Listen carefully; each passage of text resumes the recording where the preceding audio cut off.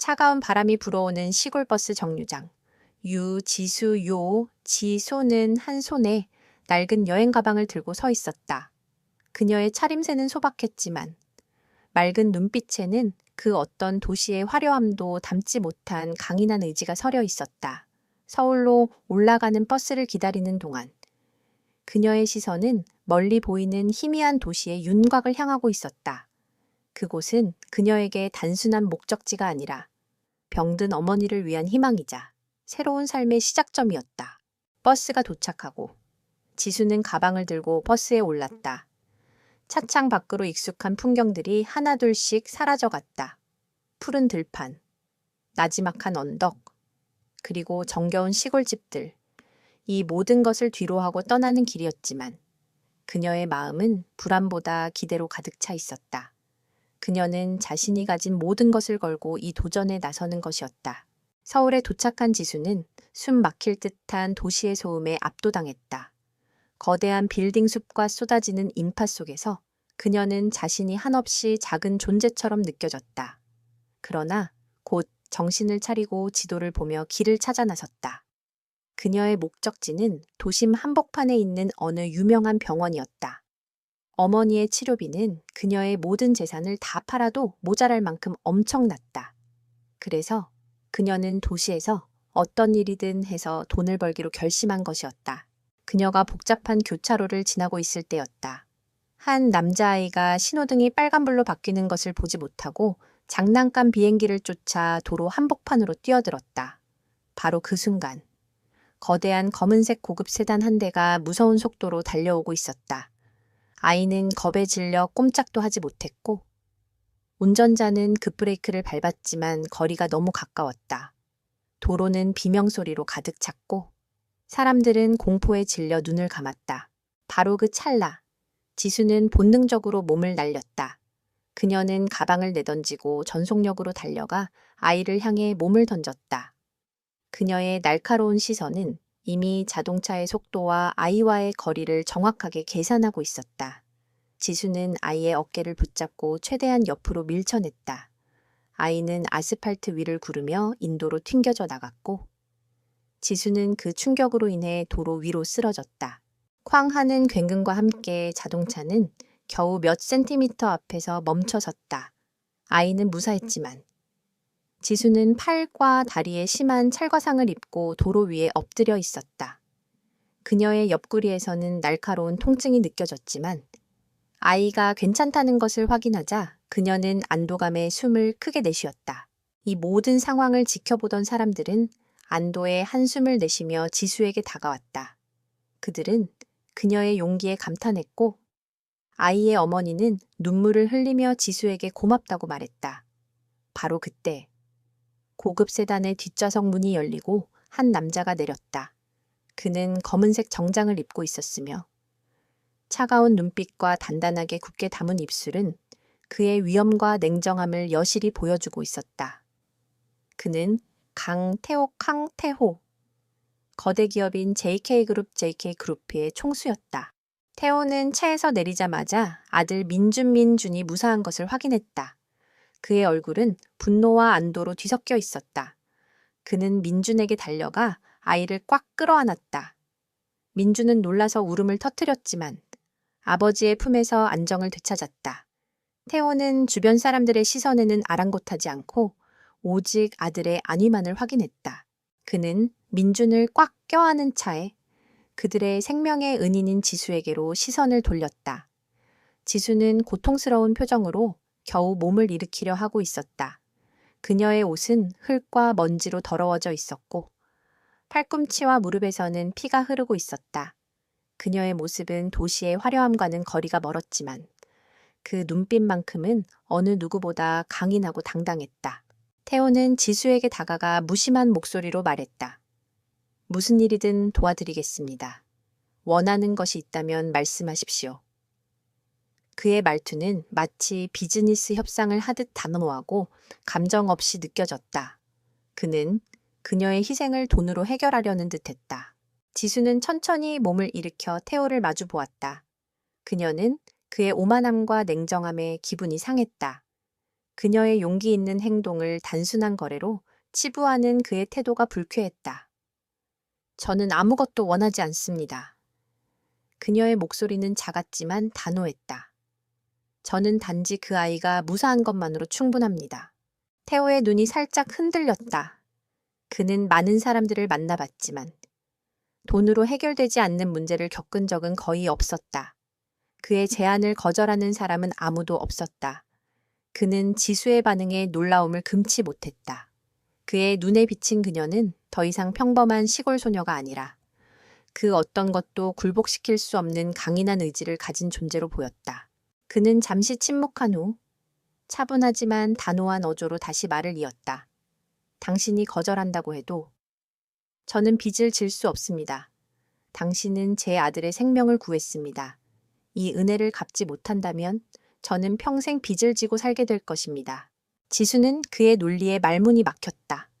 그녀는 그저 순수한 마음으로 행동했을 뿐인데 태호의 말은 그녀의 선의를 갚아야 할 의무로 만들어버렸다. 그녀는 그에게서 느껴지는 압도적인 위압감에 잠시 주춤했지만 곧 정신을 차렸다. 빚을 갚으려면 제 아들을 구한 은혜를 돈으로 계산하지 마십시오. 생명은 돈으로 살 수 있는 것이 아닙니다. 그녀는 단호하게 말했다. 제가 정말로 원했던 것은 돈이 아니라 당신의 진심 어린 감사였습니다. 태호는 그녀의 솔직하고 날카로운 말에 더욱 충격을 받았다. 그의 세상에서는 모든 것이 돈과 권력으로 움직였다. 그러나 이 순수한 여인은 그 모든 것을 단번에 부인하고 있었다. 그는 자신의 오만함을 깨닫고 잠시 동안 아무 말도 하지 못했다. 알겠습니다. 그는 깊은 한숨을 내쉬며 말했다. 당신이 원하는 대로 하겠습니다. 그는 주머니에서 명함을 꺼내 지수에게 건넸다. 이것은 제 개인 연락처입니다. 언제든 도움이 필요하면 연락하십시오. 지수는 망설이다가 명함을 받아들었다. 명함에는 JK그룹 총수, 강태호라는 세 글자가 뚜렷하게 박혀 있었다.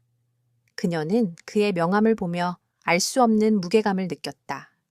이 명함 한 장이 그녀의 삶을 완전히 바꾸어 놓을 것이라는 것을 그녀는 아직 알지 못했다. 태호는 운전기사에게 지수를 병원에 데려다 주라고 지시했다. 지수는 자신의 몸 상태는 괜찮다고 거절했지만 태호는 이것은 보상이 아니라 의무입니다. 라고 단호하게 말했다. 결국 지수는 그의 뜻에 따를 수밖에 없었다. 병원의 응급실에서 지수는 상처를 치료받았다. 그녀는 태호가 보낸 수행원들에게 둘러싸여 있었고 그들의 눈빛에는 그녀를 경계하는 듯한 묘한 긴장감이 서려 있었다. 그녀는 자신이 전혀 다른 세계에 발을 들여놓았다는 것을 직감했다. 이 만남은 단순한 우연이 아니라 그녀의 삶을 송두리째 뒤흔들 거대한 운명의 시작이었다. 유지수는 병실 침대에 홀로 누워 있었다. 팔다리에 감긴 하얀 붕대가 그녀의 어제 일을 생생하게 증명해주고 있었다. 창밖으로는 서울의 빌딩들이 웅장한 자태를 뽐내고 있었지만 그 풍경은 그녀에게 아무런 감흥도 주지 못했다. 오히려 그녀는 이 모든 것이 거대한 감옥처럼 느껴졌다. 어젯밤 그녀가 명함을 받은 그 순간부터 모든 것이 달라졌다. 병실 밖에는 2명의 건장한 남자가 지키고 있었고 그들은 강태호, 강태호, JK그룹의 총수가 보낸 경호원들이었다. 그녀는 사실상 자유를 잃은 상태였다. 제가 정말로 원했던 것은 돈이 아니라 당신의 진심 어린 감사였습니다. 어제 그녀가 했던 말이 귓가에 맴돌았다. 그 말은 그녀의 솔직한 감정이었지만 강태호에게는 그저 오만하게 들렸을 수도 있을 것이다. 아니, 오히려 그의 자존심에 상처를 냈을 것이다. 그녀는 자신의 언행이 불러온 결과에 대해 생각했다. 그녀는 그저 순수한 의도로 행동했을 뿐인데 이제 그녀의 삶은 거대한 거미줄에 걸린 나비처럼 통제받고 있었다. 그때 병실 문이 열리고 강태호가 들어섰다. 그는 어제와 마찬가지로 검은색 정장을 완벽하게 차려입고 있었으며 그의 존재 자체만으로도 병실의 공기가 차갑게 변하는 듯했다. 그는 지수를 쳐다보지도 않고 침대 옆에 있는 의자에 앉았다. 어젯밤 당신의 말이 내게 깊은 인상을 남겼습니다.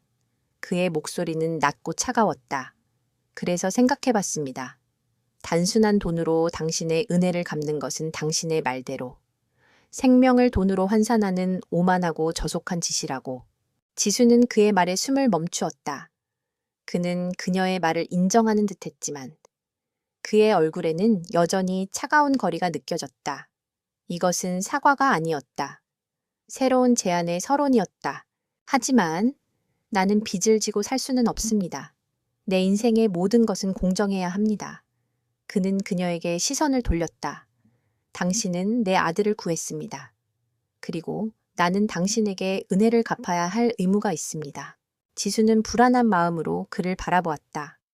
그녀는 그가 무슨 말을 하려는지 알 수 없었다. 그의 차가운 눈빛은 계산적이었고 그의 입술에서 나올 말은 분명 상식적인 수준을 뛰어넘을 것이었다. 나는 당신에게 다른 제안을 하려고 합니다. 강태호는 몸을 앞으로 숙였다. 나와 결혼합시다. 지수는 자신의 귀를 의심했다. 그녀는 그가 무슨 말을 하는지 이해할 수 없었다. 결혼, 이 모든 것이 농담이라고 생각했다. 그녀는 어이없는 표정으로 그를 쳐다보았다. 지금 무슨 말씀을 하시는 겁니까? 정말 간단합니다. 당신은 내 아들의 생명을 구한 은인입니다. 그리고 나는 그에 대한 보답으로 당신에게 내 이름을 줄 것입니다. 나와 결혼하는 것은 당신이 어머니의 치료비를 해결할 수 있는 가장 확실하고 빠른 방법이 될 것입니다. 그의 말은 거침이 없었다. 그는 그녀의 상황을 이미 알고 있었다. 그녀가 서울로 올라온 이유, 그녀의 절박한 상황을 모두 조사했을 것이다. 그의 말은 그녀의 가장 깊은 상처를 찌르는 동시에 가장 절실한 욕망을 건드렸다. 지수는 몸을 부들부들 떨었다. 분노였다. 그는 그녀의 순수한 행동을, 그녀의 절박한 상황을 이용하여 마치 모든 것이 그의 통제 아래에 있는 것처럼 행동하고 있었다. 당신은 지금 저를 협박하고 있습니다. 그녀는 이를 악물고 말했다. 협박이 아닙니다.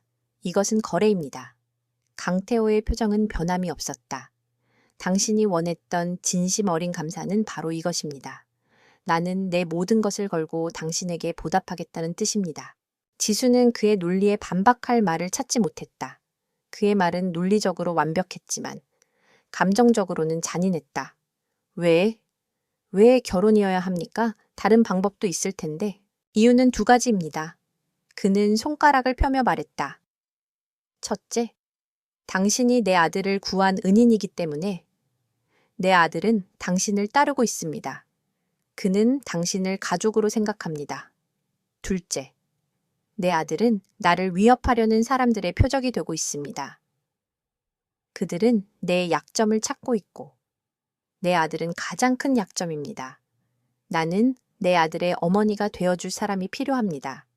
그가 당신에게 특별한 유대감을 느끼는 이상 당신은 가장 적합한 사람입니다. 그리고 결혼은 가장 확실하게 당신의 위치를 공고히 해줄 것입니다. 강태호의 말은 차갑지만 그 속에는 아들 민준을 향한 깊은 사랑이 담겨 있었다. 그는 그녀에게 단순한 거래를 제안하는 것이 아니라 아들을 지키기 위한 전략적인 선택을 하고 있었다. 지수는 그의 눈에서 언뜻 보이는 애정을 보았다. 그리고 그것이 그녀의 마음을 흔들었다. 이 결혼은 형식적인 것입니다. 우리는 각자의 공간을 가질 것이고 서로의 사생활을 존중할 것입니다. 우리는 세상 사람들에게만 부부로 보이면 됩니다. 당신이 이 결혼에 동의하면 나는 당신의 어머니를 최고의 병원에서 치료받게 할 것입니다. 비용은 모두 내가 부담할 것입니다. 그는 말을 마치고 그녀의 대답을 기다렸다. 지수의 머릿속은 혼란스러웠다. 그녀는 어머니의 모습을 떠올렸다. 어머니의 병세는 점점 더 깊어지고 있었다. 이대로라면 어머니는 더 이상 버티지 못할 것이다. 그녀는 자신의 자존심과 어머니의 생명 사이에서 갈등했다. 그녀는 강태호에게 순수한 도움을 원했지만 그는 그녀에게 가장 비싼 대가를 요구하고 있었다. 나는 시간이 필요합니다. 지수는 간신히 말했다. 좋습니다. 하지만 나에게는 시간이 없습니다. 내 아들을 노리는 자들이 있습니다. 강태호의 눈빛은 단호했다. 오늘 밤까지 내게 대답을 주십시오. 내일 아침. 당신의 결정에 따라 우리는 움직일 것입니다. 그는 몸을 일으켜 병실을 나섰다. 그의 그림자는 그녀의 침대 위로 길게 드리워졌고 그의 떠나는 모습은 그녀에게 무거운 짐을 남겨주었다. 지수는 침대 위에서 꼼짝도 하지 못했다. 그녀는 자신이 얼마나 작은 존재인지 다시 한번 깨달았다. 그녀는 자신의 의지대로 할 수 있는 것이 아무것도 없었다. 그녀는 그저 주어진 선택지 중에서 가장 나은 것을 골라야만 했다. 밤이 깊어지고 지수는 잠 못 이루고 있었다. 그녀는 어머니에게 전화했다. 엄마, 나 서울에서 좋은 분을 만났어. 엄마 병 고쳐줄 수 있는 분이야. 그녀의 목소리는 떨렸지만 그녀는 어머니에게만큼은 희망을 주고 싶었다. 어머니는 딸의 목소리에서 불안함을 감지했다. 지수야, 무슨 일 있니 혹시? 네가 힘든 일은 아닌지? 아니요, 엄마, 저 괜찮아요. 엄마만 건강해지면 돼요. 지수는 눈물을 억지로 참으며 말했다. 그녀는 자신의 희생을 정당화하기 위해 자신에게 거짓말을 하고 있었다. 다음 날 아침, 지수는 깊은 숨을 내쉬고 강태호의 연락처로 전화를 걸었다. 그의 목소리는 여전히 차갑고 단호했다. 결정했습니까? 네. 지수의 목소리는 떨리지 않았다. 그녀는 이미 자신의 결정을 내렸다. 하겠습니다. 그녀의 한마디에 강태호의 입술에 미묘한 미소가 스쳤다. 그는 그녀의 선택을 예상하고 있었을지도 모른다. 좋습니다. 지금 바로 사람을 보내겠습니다. 전화가 끊기고 지수는 다시 침대에 누웠다. 그녀는 자신의 삶이 이제부터는 완전히 다른 방향으로 흘러갈 것이라는 것을 알았다. 그녀는 더 이상 시골의 순수한 소녀가 아니었다. 그녀는 이제 강태호라는 거대한 이름에 묶인 존재가 되었다. 그녀의 선택은 어머니의 생명을 구했지만 그녀 자신의 영혼을 담보로 한 계약이었다. 그녀의 눈에서는 뜨거운 눈물이 흘러내렸다. 그녀의 새로운 삶은 이제 막 시작되었다. 유지수는 난생 처음으로 럭셔리 세단의 뒷좌석에 앉았다. 부드러운 가죽 시트와 조용한 실내는 마치 세상과 단절된 듯한 느낌을 주었다. 그녀의 앞에는 강태옥강, 태호가 앉아 있었지만 그는 한마디 말도 없이 창밖만 바라보고 있었다. 그의 무심한 태도는 지수를 더욱 외롭고 불안하게 만들었다. 그녀는 자신이 지금 어디로 가고 있는지, 그리고 앞으로 어떻게 될지에 대해 아무것도 알지 못했다. 차가 멈춘 곳은 서울의 부촌에 위치한 거대한 저택이었다. 검은색 철문 안으로 들어서자 잘 가꿔진 정원과 거대한 대리석 건물이 그녀의 눈앞에 펼쳐졌다. 이 모든 것이 마치 현실이 아닌 꿈처럼 느껴졌다. 태호는 차에서 먼저 내렸고 그녀는 뒤따라 내렸다. 오늘부터 이곳이 당신의 집입니다. 그의 목소리는 여전히 차가웠다. 당신은 나의 아내이자 이 집의 안주인입니다. 그의 말에 지수는 움찔했다. 그녀는 그저 계약된 신부일 뿐이었지만 그의 말은 그녀에게 거대한 짐을 지워주었다. 그녀가 저택 안으로 들어서자 수십 명의 하인들이 그녀를 맞이했다. 그들의 눈빛에는 호기심과 경계심이 뒤섞여 있었다. 그들은 갑자기 나타난 이 평범한 여인을 탐색하듯 쳐다보았다. 태호는 지수를 서재로 데리고 갔다. 이것은 계약서입니다. 그는 깔끔하게 정리된 서류 뭉치를 그녀에게 건넸다.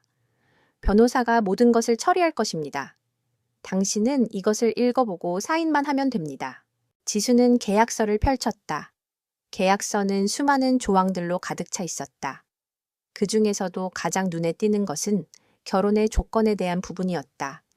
계약서에는 그들의 결혼이 대외적으로만 유지될 것이며 서로의 사생활을 존중하고 아들 민준을 위한 모성애를 가장해야 한다는 내용이 포함되어 있었다. 그녀는 자신의 삶이 이렇게 차갑고 계산적인 종이 몇 장으로 요약될 수 있다는 사실에 씁쓸한 미소를 지었다. 이 결혼은 오직 아들 민준을 보호하기 위한 것입니다.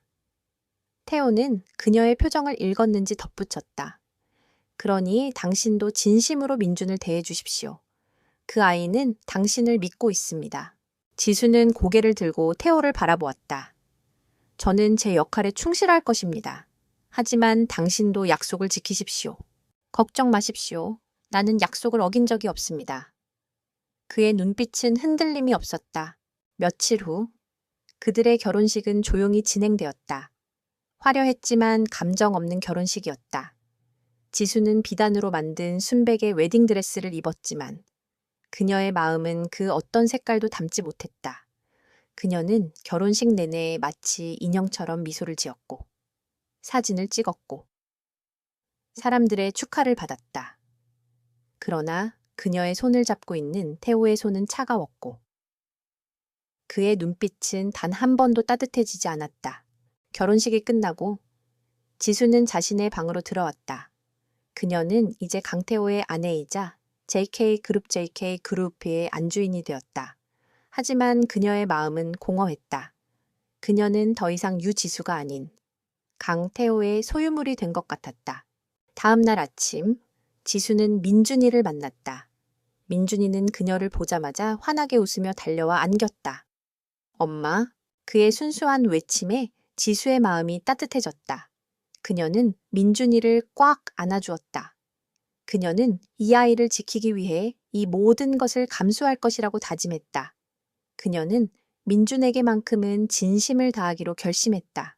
그러나 그녀의 새로운 삶은 순탄하지 않았다.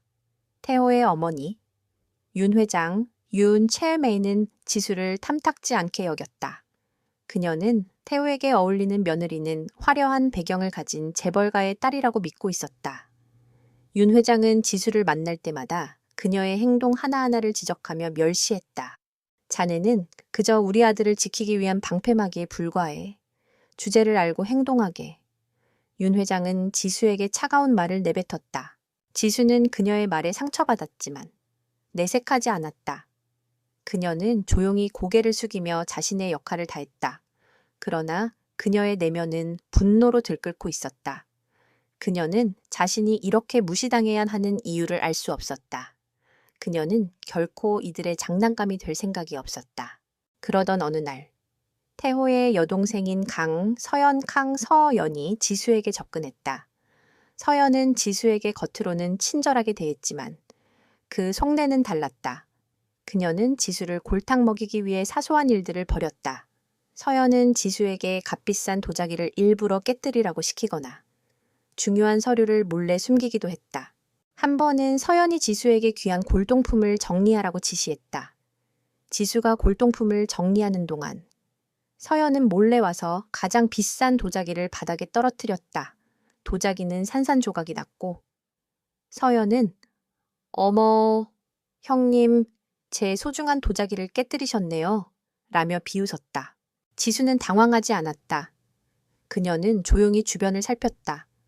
그리고 그녀는 서연의 손에 난 작은 상처를 발견했다. 그것은 도자기가 깨질 때 생긴 상처였다. 지수는 서연의 행동을 정확히 파악했다. 그녀는 이미 이 모든 것이 서연의 계획이라는 것을 알고 있었다. 서연 씨, 저도 사람입니다. 지수는 차분한 목소리로 말했다. 제가 정말로 이 도자기를 깨뜨렸다면 저는 분명히 당신에게 사과했을 것입니다. 하지만 저는 이 도자기를 깨뜨리지 않았습니다. 서연은 당황했다. 지수가 이렇게 당당하게 나올 줄은 몰랐다. 무슨 소리예요? 제가 똑똑히 봤는데. 서연 씨의 손에 난 상처를 보세요. 그 상처는 깨진 도자기 조각에 긁힌 것입니다. 만약 제가 도자기를 깨뜨렸다면 서연 씨의 손에 상처가 날 리가 없죠? 서연 씨는 저를 함정에 빠뜨리기 위해 직접 도자기를 깨뜨린 것입니다. 그렇지 않습니까? 지수의 논리적인 반박에 서연은 할 말을 잃었다. 그녀의 얼굴은 창백해졌고 그녀는 더 이상 아무 말도 하지 못했다. 이 모든 상황을 서재에서 지켜보고 있던 태호는 조용히 미소 지었다. 그는 지수가 단순히 순수한 시골 소녀가 아니라 냉철한 판단력과 뛰어난 통찰력을 가진 사람이라는 것을 깨달았다. 그는 그녀가 자신의 세상에서 살아남을 수 있을 것이라고 확신했다. 그리고 그는 그녀의 강인함에 깊은 인상을 받았다. 그날 이후 태호는 지수를 대하는 태도가 조금씩 바뀌기 시작했다. 그는 더 이상 그녀를 무심하게 대하지 않았다. 그는 그녀의 행동 하나하나를 유심히 지켜보았고, 그녀가 겪는 어려움을 알고 있었다. 그는 자신이 그녀를 얕잡아 본 것에 대해 미안함을 느꼈다. 그러나 그들의 관계는 아직 멀었다. 그들은 여전히 계약으로 묶여 있었고, 그들의 결혼은 아직도 거짓된 가면 뒤에 숨겨져 있었다. 지수는 자신의 상황이 여전히 불안정하다는 것을 알고 있었다. 그녀는 언제든지 이곳에서 쫓겨날 수 있다는 것을 알고 있었다. 그러나 그녀는 더 이상 두려워하지 않았다. 그녀는 자신의 힘으로 이 모든 것을 이겨낼 것이라고 다짐했다. 강태호의 저택에서 유지수의 삶은 마치 유리관 속에 갇힌 것처럼 느껴졌다. 겉으로는 화려하고 완벽해 보였지만 그 안에서 그녀는 끊임없이 시험받고 있었다. 태호의 가족들은 그녀를 경계했고, 특히 태호의 어머니 윤 회장과 여동생 강서연은 그녀를 쫓아내기 위해 온갖 음모를 꾸몄다. 지수는 그들의 노골적인 적개심에 홀로 맞서야 했다. 서연이 도자기를 깨뜨린 사건 이후 태호는 지수에게 더 많은 관심을 보이기 시작했다. 그는 그녀의 방에 불쑥 찾아와 차를 마시자고 제안하거나 민준이가 잠든 밤에 서재에서 그녀를 기다렸다. 그는 지수에게 업무에 대한 이야기, JK그룹의 내부 사정, 그리고 자신의 과거에 대해 조금씩 털어놓았다. 우리의 어머니는 내가 재벌가의 딸과 결혼해서 가문의 명예를 이어가기를 바라셨죠. 태호는 씁쓸하게 말했다. 하지만 나는 그저 아버지의 뜻을 거스를 수 없었을 뿐입니다. 지수는 그의 말에 공감했다. 그녀 또한 자신의 의지와는 상관없이 이 결혼을 선택했다. 그들의 공통점은 아이러니하게도 자유가 없다는 것이었다. 이 대화를 통해 지수는 태호가 겉으로 보이는 차가운 총수 이미지 뒤에 숨겨진 복잡하고 고독한 내면을 가지고 있다는 것을 알게 되었다. 그러나 평화는 오래가지 않았다. 윤 회장은 지수를 내보내기 위해 더욱 교묘한 방법을 사용하기 시작했다. 그녀는 지수의 고향에 사람을 보내 지수의 과거를 파헤쳤다. 그녀는 지수의 어머니가 병으로 위독하다는 사실을 알아냈고 그 약점을 이용하기로 마음먹었다. 어느 날, 윤 회장은 지수에게 어머니의 병세가 악화되었다는 거짓 정보를 흘렸다. 자네 어머니가 위독하다는 소식을 들었네. 지금이라도 당장 가보는 게 좋겠어. 그녀는 마치 걱정하는 척 말했지만 그 눈빛은 차가웠다. 지수는 충격에 휩싸였다. 그녀는 태호가 보낸 경호원들에게 막혀 어머니에게 연락할 수 없는 상황이었다. 그녀는 불안에 떨며 태호에게 달려갔다. 어머니가 위독하시다고 합니다. 저 당장 가봐야 합니다. 태호는 지수의 불안한 표정을 보며 그녀의 말을 믿지 않았다. 그는 윤호 회장의 성격을 잘 알고 있었다. 그는 조용히 비서에게 전화를 걸어 지수의 어머니의 상태를 확인했다. 잠시 후 비서는 지수 씨의 어머님은 평소와 다름없이 안정적인 상태입니다. 라고 보고했다. 태호는 지수를 안심시켰다. 우리 어머니의 거짓말입니다. 걱정하지 마십시오. 나는 당신을 지킬 것입니다. 그의 단호한 목소리에 지수는 안도감을 느꼈다. 그녀는 그에게서 처음으로 진심으로 보호받고 있다는 느낌을 받았다.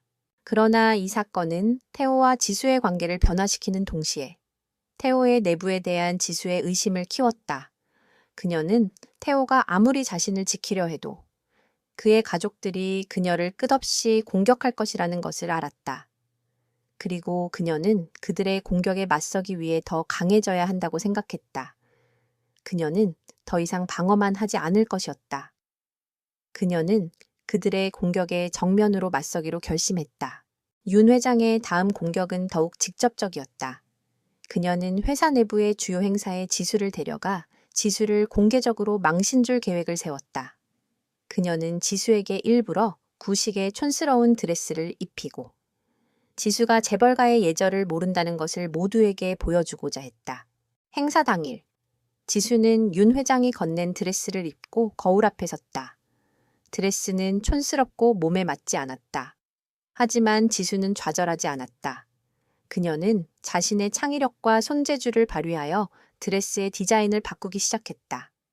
그녀는 드레스의 소매를 자르고 허리 부분을 조여 몸에 맞게 만들었다.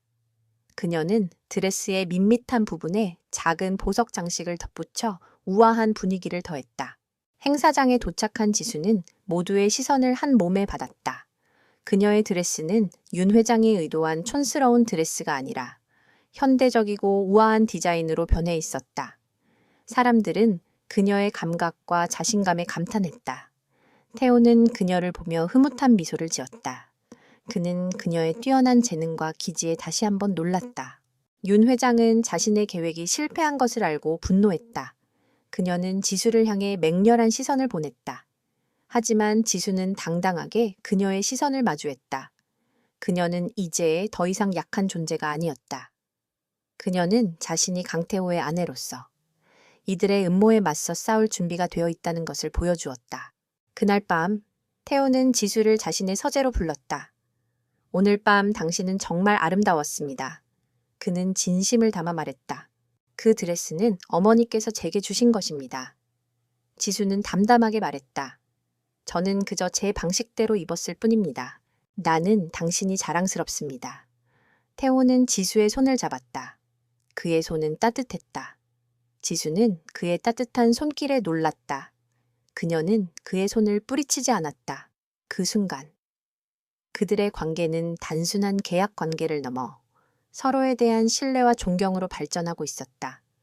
그들은 이제 서로에게 가장 든든한 동맹이 되었다. 유지수는 이제 더 이상 강태호의 저택에서 단순한 손님이 아니었다. 그녀는 매일 아침 태호와 함께 식사를 했고 민준과 함께 시간을 보냈으며 태호의 공식적인 행사에도 동행했다. 그녀는 그들의 삶의 일부가 되어가고 있었다. 그녀의 차분하고 지혜로운 행동은 하인들의 존경을 받았고 그녀의 따뜻한 마음은 민준의 마음을 녹였다. 어느 날 태호의 비서가 지수에게 조심스럽게 다가왔다. 사모님, 제가 드릴 말씀이 있습니다. 무슨 일이죠? 어제 회장님께서 중요한 사업 계약 서류를 잃어버리셨습니다. 그 서류에는 상대 기업의 기밀 정보가 담겨 있어 매우 위험한 상황입니다. 회장님께서는 지금 외부와의 접촉을 모두 끊고 서재에서 서류를 찾고 계십니다. 지수는 이 소식을 듣고 심장이 철렁했다. 그녀는 태호의 서재로 달려갔다. 서재는 온통 서류로 뒤덮여 있었고 태호는 이마에 땀을 흘리며 초조하게 서류를 뒤지고 있었다. 무슨 일입니까? 제가 도울 일이 없을까요? 지수는 그에게 물었다. 태호는 지수를 보며 한숨을 쉬었다. 쓸데없는 일에 신경 쓰지 마십시오. 이것은 내가 해결해야 할 일입니다.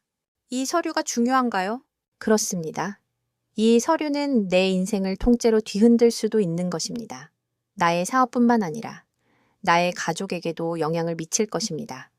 나는 이 서류를 찾기 위해 모든 것을 걸고 있습니다. 지수는 태호의 진심 어린 말에 마음이 아팠다.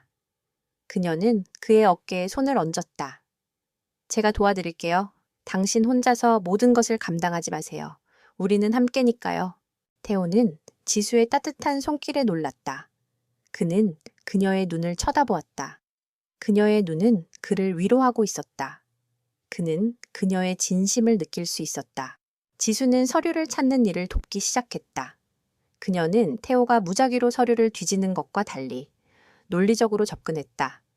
그녀는 태호에게 서류를 마지막으로 본 장소, 시간, 그리고 그 이후의 동선을 묻고 그 정보를 바탕으로 서재를 꼼꼼하게 살폈다.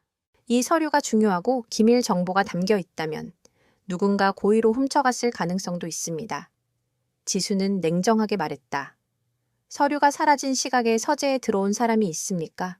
태호는 고개를 끄덕였다. 몇 명 있었지만 그들은 모두 내가 믿는 사람들입니다. 하지만 그들의 손에 서류가 닿았을 수도 있습니다. 서류는 당신이 생각하는 것보다 훨씬 더 위험한 것입니다. 혹시 서류를 훔쳐간 사람이 그 서류를 다시 되돌려 놓을 수도 있을까요? 지수는 자신의 말을 곰곰이 생각해 보았다. 서류를 훔친 사람이 그 서류를 곧바로 팔아넘기지 않고 태호를 협박하기 위해 잠시 숨겨 놓았을 수도 있다고 생각했다. 그녀는 서재의 모든 책장과 서랍을 꼼꼼하게 살폈다. 그리고 그녀는 태호가 평소에 잘 보지 않는 책장 한 구석에서 서류를 발견했다. 서류는 책 사이에 교묘하게 숨겨져 있었다. 찾았습니다. 지수는 서류를 들고 외쳤다. 태호는 놀라움과 안도감이 뒤섞인 표정으로 지수를 쳐다보았다. 어떻게 찾았습니까? 직감입니다. 그리고 당신의 말을 믿었기 때문입니다. 지수는 담담하게 말했다. 당신이 이 서류를 잃어버렸다고 믿지 않았습니다. 저는 누군가 이 서류를 고의로 숨겼을 것이라고 생각했습니다. 그리고 그 사람은 당신이 생각하는 것보다 더 가까이 있을 것입니다. 태호는 지수의 뛰어난 통찰력에 다시 한번 놀랐다. 그는 그녀가 단순한 시골 소녀가 아니라 냉철한 판단력과 뛰어난 분석력을 가진 사람이라는 것을 깨달았다. 그는 그녀의 능력을 인정하고 그녀에게 진심으로 감사함을 느꼈다. 그러나 문제는 끝나지 않았다. 서류를 훔친 범인은 태호의 측근 중 한 명인 수석 비서였다. 그는 태호의 숙적인 서 회장으로부터 돈을 받고 서류를 넘기려고 했다. 서 비서는 서류가 사라진 것을 알고 당황했고 서둘러 서류를 숨겼던 것이었다. 태호는 배신감에 휩싸였다. 그는 자신이 가장 믿었던 사람에게 배신당했다는 사실에 충격을 받았다. 그는 서 비서에게 전화를 걸어 서재로 오게 서류를 찾았다. 라고 말했다. 잠시 후 서 비서가 초조한 얼굴로 서재로 들어왔다. 그의 얼굴에는 불안함이 가득했다. 태호는 서 비서를 뚫어져라 쳐다보았다. 자네가 이 서류를 숨겼지. 그리고 서 회장에게 넘기려고 했나. 서 비서는 변명을 늘어놓았다. 회장님, 저는 단지 변명하지 마. 내가 자네를 어떻게 믿었는데 어떻게 이런 짓을 할 수 있나. 태호의 목소리는 분노로 떨렸다. 지수는 서 비서의 표정을 읽었다. 그녀는 그가 이미 서 회장에게 서류의 존재를 알렸고 서류를 넘기려 했다는 것을 직감했다. 그녀는 태호에게 조용히 속삭였다. 서둘러야 합니다. 서 회장이 이미 움직이고 있을지도 모릅니다. 태호는 지수의 말을 듣고 곧바로 행동을 개시했다. 그는 경찰에서 비서의 배임 혐의를 신고하고 변호사를 통해 서 회장에게 법적 대응을 시작했다. 그는 지수와 함께 서류를 복사하고 모든 증거를 확보했다. 이 모든 과정에서 지수는 태호의 가장 든든한 조력자가 되어주었다. 그녀는 태호의 감정을 읽고 그의 논리를 보완하며 그가 놓친 부분을 채워주었다. 태호는 그녀의 존재가 자신에게 얼마나 소중한지 깨달았다. 그는 더 이상 그녀를 계약 결혼의 상대방으로 생각하지 않았다. 그녀는 그의 동반자이자 그의 삶의 일부가 되었다. 그날 밤, 태호는 지수에게 진심으로 고마움을 표했다. 당신 덕분에 회사의 위기를 막을 수 있었습니다. 당신은 내가 생각했던 것보다 훨씬 더 대단한 사람입니다. 지수는 그의 칭찬에 얼굴을 붉혔다. 저는 그저 제가 할 일을 했을 뿐입니다. 태호는 지수의 손을 잡았다. 그의 손은 따뜻했고 그의 눈빛은 깊었다. 아닙니다. 당신은 나에게 새로운 삶을 주었습니다. 나는 이제 더 이상 혼자가 아닙니다. 그들의 관계는 이제 완전히 달라졌다. 그들은 서로에게 의지하고 서로를 신뢰하며 서로를 존경하게 되었다. 그들의 사랑은 계약으로 시작되었지만 이제는 진정한 의미의 동반자 관계로 발전하고 있었다. 유지수와 강태호는 서류 유출 사건을 겪으며 서로에 대한 신뢰를 더욱 깊이 다졌다. 그들은 이제 단순한 계약 관계를 넘어 진정한 동반자가 되었다. 서 비서의 배신은 태호에게 깊은 상처를 주었지만 동시에 그의 눈을 뜨게 했다. 그는 자신의 가장 믿음직한 측근조차 믿을 수 없는 세상에서 지수만이 유일하게 믿을 수 있는 사람이라는 것을 깨달았다.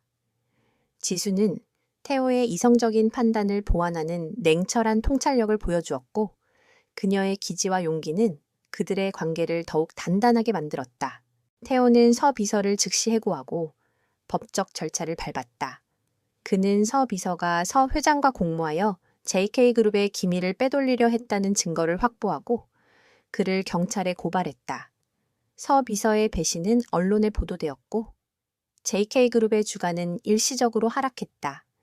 그러나 태호는 이 위기를 기회로 삼아 대대적인 구조 조정을 단행하고 내부 감사를 강화하여 서 회장의 잔당들을 모두 숙청했다. 이 모든 과정에서 지수는 태호의 곁을 지켰다.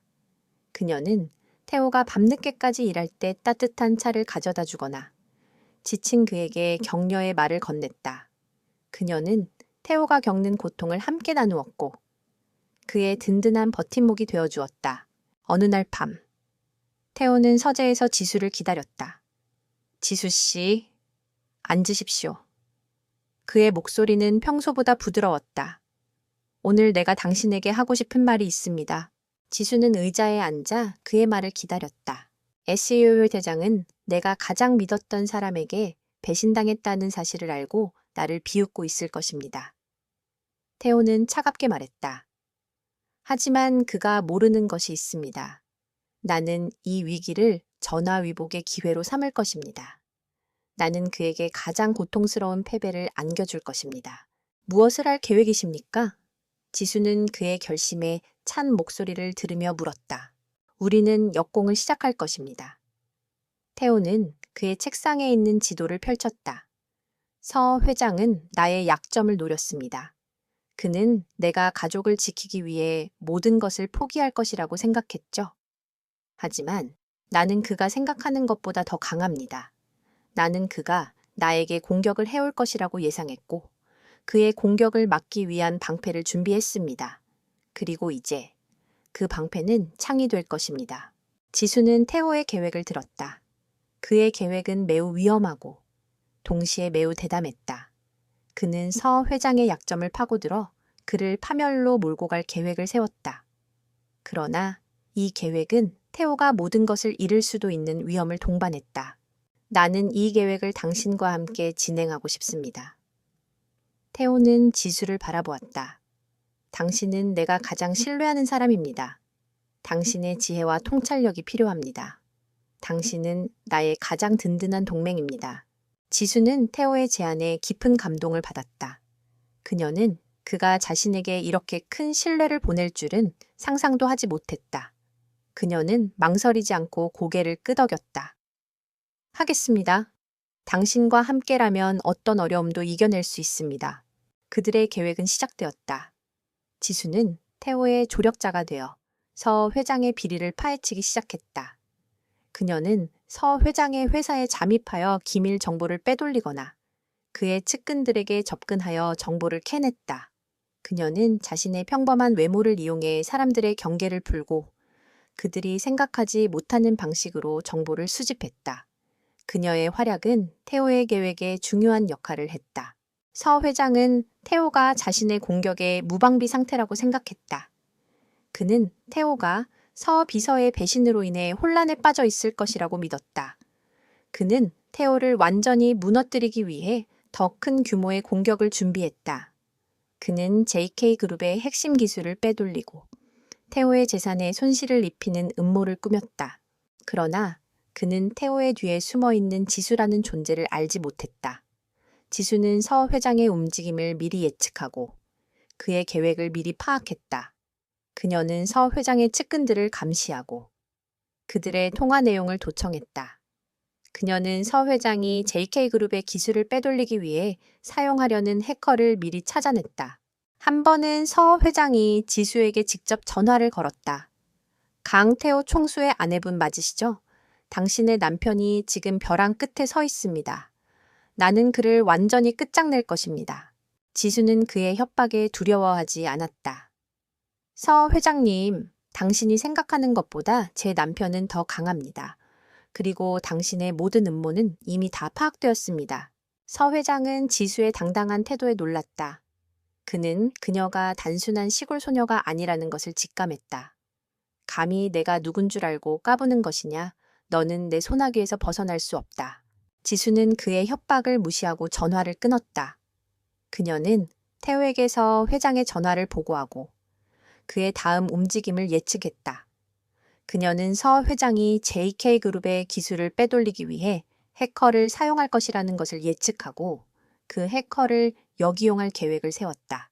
그녀는 태호에게 서 회장에게 가짜 정보를 흘려보내십시오. 그가 우리에게 속고 있다고 생각하게 만드십시오. 라고 말했다. 태호는 지수의 조언을 따랐다. 그는 서 회장에게 가짜 기술 파일을 흘려보냈다. 서 회장은 가짜 파일을 보고 기뻐하며 그 파일을 이용해 JK그룹의 기술을 빼돌리려 했다. 그러나 그는 자신이 태호의 함정에 빠졌다는 것을 알지 못했다. 서 회장이 가짜 파일을 이용하여 기술을 빼돌리려 할 때 태호는 경찰을 동원하여 그를 체포했다.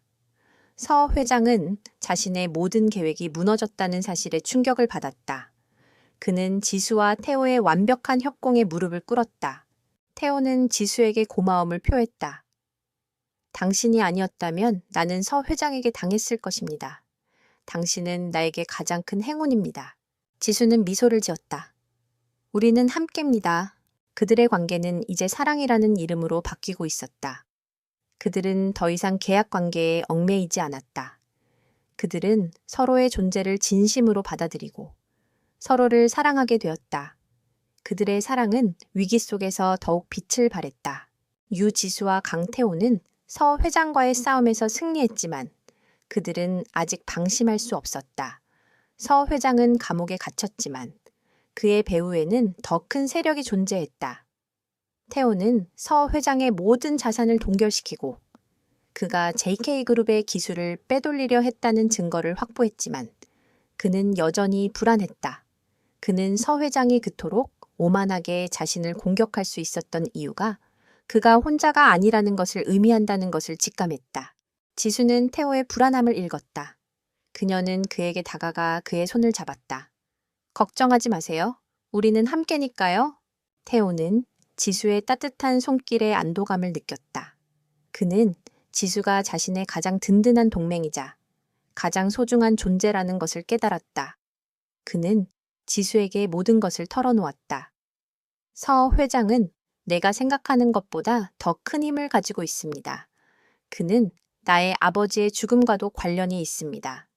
나는 그를 막기 위해 모든 것을 걸어야 합니다. 지수는 태호의 말을 듣고 충격을 받았다. 그녀는 그가 아버지의 죽음에 대한 진실을 찾고 있다는 것을 알게 되었다. 그녀는 그의 싸움이 단순한 사업 분쟁이 아니라 정의를 위한 싸움이라는 것을 깨달았다. 그녀는 그를 돕기로 결심했다. 그들의 다음 목표는 서 회장의 배후에 있는 인물을 찾는 것이었다. 그들은 서 회장의 통화 기록과 금융거래 내역을 샅샅이 뒤졌다. 그들은 서 회장이 자주 통화했던 한 인물의 존재를 발견했다. 그 인물은 바로 태호의 삼촌이자 JK그룹의 부회장인 강준혁 강준혁이었다. 태호는 이 사실에 충격을 받았다. 그는 준혁을 믿었고 그를 아버지처럼 따랐다. 하지만 모든 증거는 준혁이 서 회장과 공모하여 JK그룹을 차지하려 했다는 것을 가리키고 있었다. 태호는 배신감과 분노에 휩싸였다. 믿을 수 없어. 삼촌이 나를 배신하다니. 태호는 몸을 떨었다. 지수는 그의 어깨를 감싸 안았다. 증거를 찾아야 합니다. 삼촌이 서 회장과 공모했다는 것을 증명할 수 있는 확실한 증거를 찾아야 합니다. 태호와 지수는 준혁의 비리를 파헤치기 시작했다. 그들은 준혁의 측근들을 감시하고 그의 비밀 계좌를 조사했다. 그들은 준혁이 수년간 JK그룹의 자금을 빼돌리고 회사의 기밀 정보를 서 회장에게 넘겼다는 증거를 발견했다. 그러던 어느 날, 태호는 준혁의 서재에서 중요한 단서를 발견했다. 그것은 바로 준혁이 아버지의 죽음과 관련된 서류를 숨겨 놓았다는 것이다. 태호는 서류를 들고 충격에 휩싸였다. 서류에는 준혁이 아버지의 죽음을 사고로 위장했다는 내용이 담겨 있었다. 태호의 아버지는 교통사고로 사망한 것이 아니라 준혁이 고의로 사고를 낸 것이었다. 태호는 분노와 슬픔에 휩싸였다.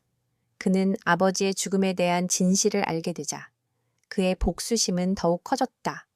그는 준혁을 용서할 수 없었다. 그는 준혁이 모든 죄를 뉘우치고 감옥에 가도록 할 것이라고 결심했다. 그러나 준혁은 태호의 움직임을 눈치챘다. 그는 자신의 비리가 발각되었다는 것을 알고 태호를 제거하기 위한 마지막 계획을 세웠다. 그는 태호를 중요한 사업 계약을 미끼로 외딴 섬으로 유인했다. 그는 태호를 살해하고 모든 것을 사고로 위장할 계획이었다. 지수는 준혁의 음모를 감지했다. 그녀는 태호가 섬으로 떠나기 전 그의 표정에서 불안함을 읽었다. 그녀는 태호에게 전화를 걸어 무슨 일이 있습니까? 당신의 표정이 좋지 않습니다. 라고 물었다. 태호는 지수에게 모든 것을 털어놓았다. 그는 준혁의 계획을 의심했지만 확실한 증거가 없었다. 지수는 태호의 말을 듣고 곧바로 행동을 개시했다. 그녀는 준혁의 비서에게 접근하여 그의 계획을 알아냈다. 준혁의 비서는 태호가 위험에 처했다는 것을 알고 지수에게 모든 것을 털어놓았다. 지수는 태호에게 전화를 걸어 당장 그 섬에서 나오세요. 준혁이 당신을 제거하려 합니다. 그가 당신의 비서를 매수했습니다. 라고 소리쳤다. 태호는 지수의 말을 듣고 충격에 휩싸였다. 그는 준혁의 음모를 알게 되었다. 그는 곧바로 배를 돌려 섬을 빠져나왔다. 그는 준혁의 음모에서 간신히 벗어났다. 태호는 지수에게 달려가 그녀를 꽉 끌어안았다. 당신이 아니었다면 나는 죽었을 것입니다. 당신은 내게 생명을 2번이나 주었습니다. 지수는 그의 품에 안겨 눈물을 흘렸다. 그녀는 그가 무사하다는 것에 안도했다. 태호는 준혁을 체포하고 그가 저지른 모든 죄를 세상에 공개했다. 준혁은 감옥에 갇혔고 그의 모든 재산은 몰수되었다. JK그룹은 태호의 손에 다시 돌아왔고 그는 아버지의 복수를 성공적으로 마쳤다. 유지수와 강태호는 강준혁의 음모를 성공적으로 막아냈고 태호는 아버지의 죽음에 대한 복수를 완성했다. JK그룹은 다시 태호의 손에 들어왔고 그는 그룹의 총수로서 더 강력한 권한을 가지게 되었다. 그러나 그들의 삶은 평화롭지 않았다. 준혁의 몰락으로 인해 태호의 어머니 윤 회장과 여동생 강서연은 지수에 대한 증오심을 더욱 불태웠다. 그들은 지수가 태호의 성공을 가로막는 장애물이라고 생각했고 그녀를 완전히 제거하기 위한 마지막 계획을 세웠다. 윤 회장은 언론을 이용하기로 마음먹었다. 그녀는 언론에 지수의 과거를 폭로할 준비를 했다. 지수가 시골 출신이며 어머니의 치료비를 위해 태호와 결혼했다는 사실을 세상에 알리고자 했다. 그녀는 지수를 돈을 위해 태호에게 접근한 꽃뱀으로 몰아쓰려 했다. 그녀의 계획은 지수의 명예를 실추시키고 태호와 그녀의 관계를 완전히 파괴하는 것이었다. 이게 다 자네 때문이다. 윤 회장은 지수에게 차갑게 말했다. 자네가 아니었다면 내 아들이 이토록 힘들지 않았을 거야. 자네는 우리 가문의 수치야. 지수는 윤 회장의 말에 상처받았지만 내색하지 않았다. 그녀는 태호와 함께라면 어떤 어려움도 이겨낼 수 있다고 믿었다. 그녀는 태호에게 모든 것을 털어놓았고 그들은 함께 이 위기를 극복할 방법을 모색했다. 태호는 어머니의 계획을 막기 위해 언론에 직접 성명을 발표하기로 했다. 나는 유지수와 결혼한 것을 후회하지 않습니다. 그녀는 내게 가장 소중한 사람입니다. 그녀의 과거가 어떻든 나는 그녀를 사랑합니다. 그의 솔직하고 진심 어린 고백은 사람들에게 깊은 인상을 남겼다. 그러나 윤 회장은 포기하지 않았다. 그녀는 언론에 지수의 과거에 대한 기사를 뿌렸고 지수에 대한 비난 여론이 들끓기 시작했다. 대중들은 지수를 돈을 노린 꽃뱀으로 몰아세웠다. 인터넷에는 지수를 비난하는 댓글들이 쏟아졌고 그녀의 과거 사진들이 유포되었다. 지수는 이 모든 것에 홀로 맞서야 했다. 태호는 그녀를 보호하기 위해 언론과의 접촉을 피하고 그녀를 세상으로부터 숨기려 했다. 그러나 지수는 태호의 방식에 동의하지 않았다. 나는 숨지 않을 것입니다. 지수는 단호하게 말했다. 나는 내 명예를 스스로 지킬 것입니다. 지수는 직접 기자회견을 열기로 결심했다. 태호는 그녀의 결정에 놀랐지만 그녀의 용기에 감동했다. 그는 그녀의 곁을 지키며 그녀의 결정을 지지했다. 기자회견 당일 수많은 기자들이 모였다. 그들은 지수를 향해 질문을 쏟아냈다. 정말로 돈을 노리고 강태호 총수에게 접근했습니까? 당신의 과거가 JK그룹의 명예를 실추시킬 것이라고 생각하지 않습니까? 지수는 침착하게 마이크를 잡았다. 저는 시골에서 태어나 어려운 환경에서 자랐습니다. 어머니의 치료비를 위해 서울로 올라왔고 그 과정에서 강태호 총수와 인연을 맺었습니다. 그녀는 자신의 과거를 솔직하게 고백했다. 저는 돈을 노리고 그분에게 접근하지 않았습니다. 저는 단지 사람의 목숨을 구하고 싶었을 뿐입니다. 그녀의 솔직하고 진심 어린 고백은 기자들을 침묵하게 만들었다. 그녀는 이어서 태호와의 결혼이 어머니의 치료비를 위한 계약 결혼이었음을 인정했다. 그러나 그녀는 우리의 결혼은 계약으로 시작되었지만 이제는 진정한 사랑으로 발전했습니다. 우리는 서로를 신뢰하고 서로를 존경합니다. 우리는 서로의 존재가 없이는 살아갈 수 없는 관계가 되었습니다. 라고 말했다. 지수의 고백은 사람들의 마음을 움직였다. 그녀의 용기와 진실은 거짓된 소문들을 잠재웠다. 사람들은 그녀의 솔직함에 감동했고 그녀를 지지하기 시작했다. 언론은 지수에 대한 기사를 긍정적으로 바꾸기 시작했고 지수는 새로운 국민적인 영웅으로 떠올랐다. 윤 회장과 서연은 지수의 기자회견을 보며 충격에 휩싸였다. 그들의 계획은 실패했고 오히려 지수의 명예만 높여주었다. 그들은 더 이상 지수를 공격할 수 없었다. 그들은 자신들의 오만함과 어리석음으로 인해 스스로를 파멸로 몰아넣었다는 것을 깨달았다. 태호는 지수에게 달려가 그녀를 꽉 끌어안았다. 당신은 정말 대단한 사람입니다.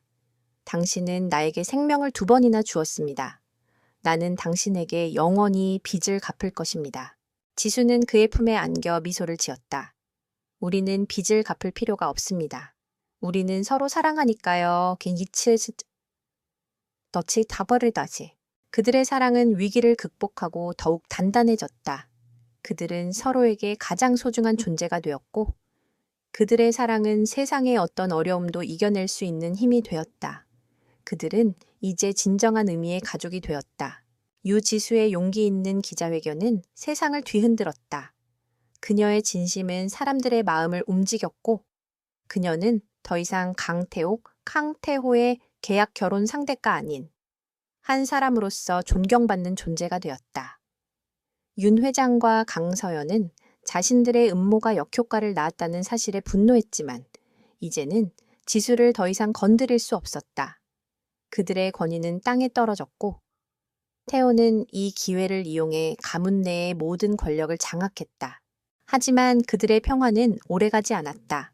서 회장이 복수를 위해 다시 나타났다. 그는 감옥에서 비밀리에 사람들을 동원하여 태호를 향한 마지막 공격을 준비했다. 그의 목표는 태호의 가장 소중한 것, 바로 그의 아들 민준을 납치하는 것이었다. 어느 날 오후, 민준이가 학교를 마치고 집으로 돌아오던 길에 괴한들에게 납치되었다. 민준의 경호원은 괴한들과 싸웠지만 수적 열세에 밀려 제압당했다.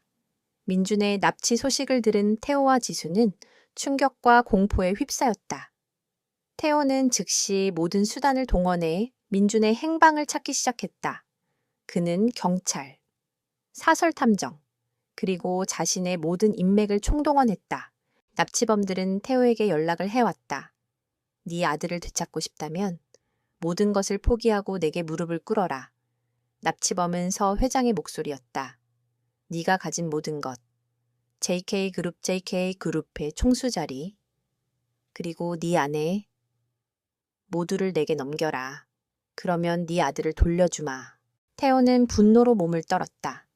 그는 민준을 구하기 위해 모든 것을 포기할 각오가 되어 있었다. 그러나 지수는 태호의 감정을 읽었다. 그녀는 그가 이성적인 판단을 잃고 있다는 것을 알았다. 멈추세요. 지수는 단호하게 말했다. 그는 당신의 약점을 노리고 있습니다. 당신이 그에게 굴복하는 순간 그는 당신과 민준이를 모두 해칠 것입니다. 우리는 그의 함정에 빠져서는 안 됩니다. 지수는 납치범들의 요구에 흔들리지 않고 냉철하게 상황을 분석했다. 그녀는 납치범들의 목소리에서 미세한 떨림을 감지했다. 그녀는 그들이 전문가가 아니라는 것을 직감했다. 그녀는 태호에게 그들은 전문가가 아닙니다. 아마도 돈 때문에 고용된 아마추어일 것입니다. 그들은 민준이를 해치지 못할 것입니다. 우리는 그들의 약점을 찾아야 합니다. 라고 말했다. 태호는 지수의 조언을 따랐다. 그는 그녀와 함께 납치범들의 요구에 응하는 척하며 시간을 벌었고 그 시간 동안 지수는 납치범들의 행방을 추적하기 시작했다. 그녀는 납치범들이 사용한 휴대전화의 신호, 그리고 그들의 통화 내용을 분석했다. 그녀는 납치범들의 통화에서 들리는 배경소음을 단서로 삼아 그들이 숨어 있는 장소를 추적했다. 그들은 아마도 외딴 창고에 숨어 있을 것입니다. 주변에 기차가 지나가는 소리가 들렸어요. 지수는 말했다. 그리고 그들의 목소리에서 불안함이 느껴졌습니다.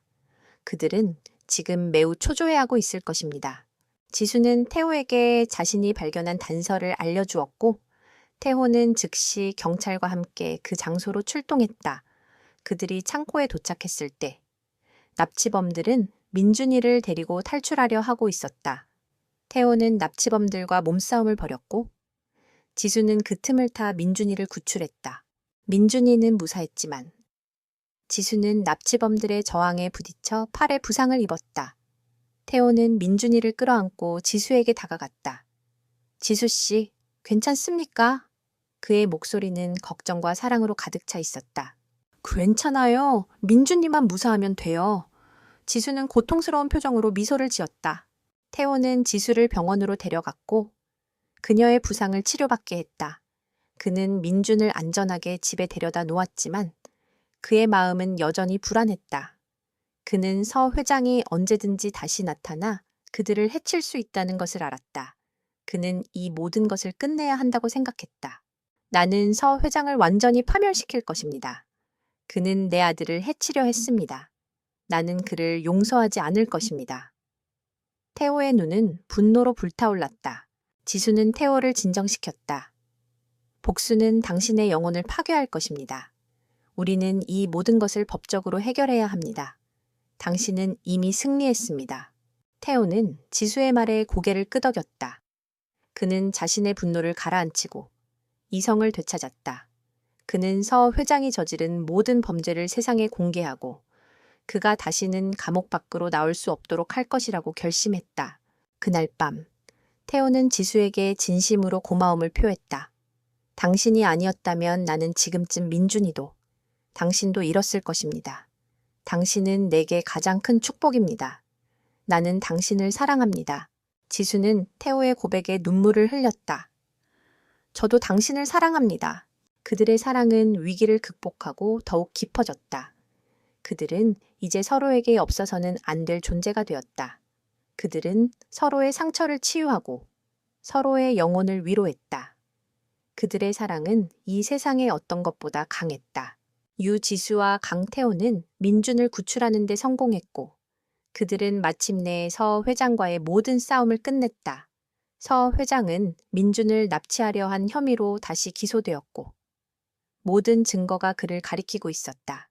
그는 더 이상 태호에게 도전할 수 없었고 감옥에서 평생을 보내게 될 운명에 처했다. 윤 회장과 강서연은 자신들의 권력을 모두 잃었고 태호의 용서를 구하며 모든 죄를 뉘우쳤다. 태호는 그들을 용서했지만 그들은 더 이상 그의 삶에 간섭할 수 없었다. 이제 그들의 삶은 평화로워졌다. 태호는 지수와 민준과 함께 진정한 의미의 가족을 이루었다. 그들은 더 이상 계약 관계가 아니었다. 그들은 서로를 사랑하고 서로를 존경하며 서로에게 의지했다. 그들은 함께 아침 식사를 하고 민준의 학교에 데려다 주었으며 저녁에는 함께 영화를 보거나 산책을 했다. 그들의 삶은 평범했지만 그 평범함 속에는 그 어떤 화려함보다 값진 행복이 담겨 있었다. 지수는 더 이상 시골에서 온 소녀가 아니었다. 그녀는 강태호의 아내이자 JK그룹의 안주인이 되었다. 그녀는 태호의 가장 든든한 조력자이자 민준의 가장 사랑스러운 엄마였다. 그녀의 지혜와 용기는 태호의 사업에 큰 도움이 되었고 그녀의 따뜻한 마음은 민준의 성장에 긍정적인 영향을 미쳤다. 태호는 지수에게 다시 한번 정식으로 청혼했다. 그는 그녀에게 아름다운 다이아몬드 반지를 건네며 말했다. 나는 당신을 사랑합니다. 나와 함께 평생을 함께 해주시겠습니까? 지수는 눈물을 흘리며 고개를 끄덕였다. 네, 당신과 함께라면 어디든 좋습니다. 그들은 다시 결혼식을 올렸다. 이번 결혼식은 전과 달리 사랑과 진심으로 가득 차 있었다. 그들은 서로를 바라보며 웃었고 서로에게 맹세했다. 그들의 결혼은 단순한 계약이 아니라 영원한 사랑의 서약이었다. 결혼식이 끝나고 그들은 민준과 함께 신혼여행을 떠났다. 그들은 한적한 바닷가에서 산책을 하고 맛있는 음식을 먹고 서로에게 사랑을 속삭였다. 그들의 삶은 마치 한 폭의 그림처럼 아름다웠다. 그들의 이야기는 여기서 끝나지 않았다. 태호는 지수와 함께 JK그룹을 더욱 발전시켰다. 그들은 사회적 책임을 다하는 기업으로 성장했고 많은 사람들에게 희망을 주었다. 지수는 여성 기업인으로 성장하여 많은 젊은 여성들에게 영감을 주었다. 그녀는 자신의 경험을 바탕으로 강견을 하고 책을 쓰기도 했다. 몇 년 후 그들의 가족은 새로운 구성원을 맞이했다. 민주는 동생을 얻게 되었고 태호와 지수는 행복한 부모가 되었다. 그들은 사랑과 행복이 가득한 가정을 이루었다. 이야기는 여기서 끝난다. 한때는 돈을 위한 계약으로 시작되었던 그들의 관계는 결국 진정한 사랑과 신뢰로 완성되었다. 지수는 자신의 용기와 지혜로 자신을 증명했고 태호는 그녀를 통해 진정한 사랑과 행복을 찾았다. 그들은 서로의 존재가 없이는 살아갈 수 없는 관계가 되었고 그들의 사랑은 이 세상의 어떤 것보다 강했다.